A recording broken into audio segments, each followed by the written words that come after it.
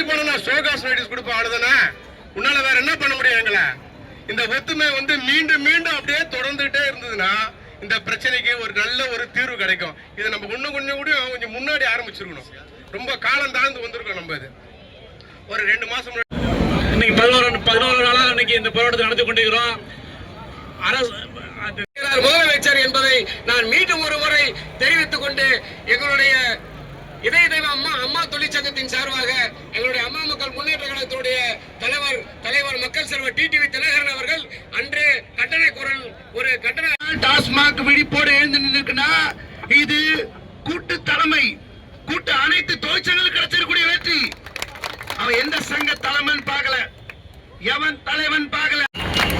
எங்களுக்கு அரசு ஊழியருக்கு இணையான சம்பளம் வேணும், பணியந்திரம் வேணும்.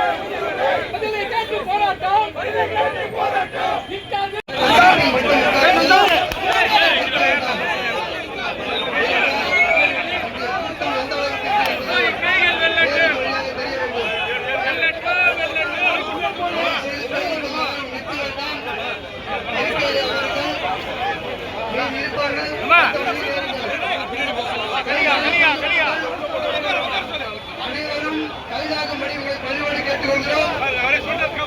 கோரிக்கை அனைவரும் இங்கே